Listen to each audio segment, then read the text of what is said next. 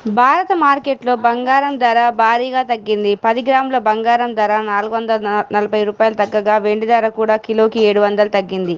భారతదేశంలో 22 క్యారెట్ల బంగారం ధర గత రోజులతో పోలిస్తే 10 గ్రాములకు 400 తగ్గి రూ.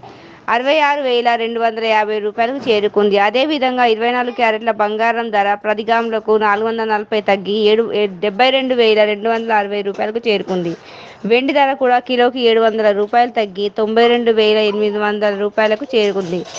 తెలుగు రాష్ట్రాల్లో ధరలు ఇలా ఉన్నాయి. హైదరాబాద్లో 1 గ్రాము 22 క్యారెట్ల బంగారం ధర రూ. 6,610 గాను, అలాగే 10 గ్రాముల బంగారం ధర రూ. 66,100 ఉంది. ఇక నిన్నటి ధరతో పోలిస్తే ఈ రోజు 22 క్యారెట్ల బంగారం ధర రూ. 400 తగ్గింది.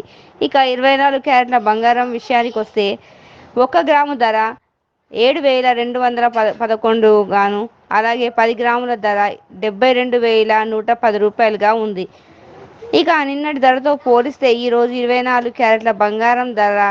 440 తగ్గింది. ఆంధ్రప్రదేశ్ విషయానికొస్తే విజయవాడలో 1 గ్రాము 22 క్యారెట్ల బంగారం ధర రూ. 6,610 గాను, అలాగే 10 గ్రాముల బంగారం ధర రూ. 66,100 గాను ఉంది. ఇక నిన్నటి ధరలతో పోలిస్తే ఈ రోజు 22 క్యారెట్ల బంగారం ధర రూ. 400 తగ్గింది. ఇక 24 క్యారెట్ల బంగారం విషయానికొస్తే 1 గ్రాము ధర రూ. 7,211 గాను, అలాగే 10 గ్రాముల ధర రూ. 72,110గా ఉంది.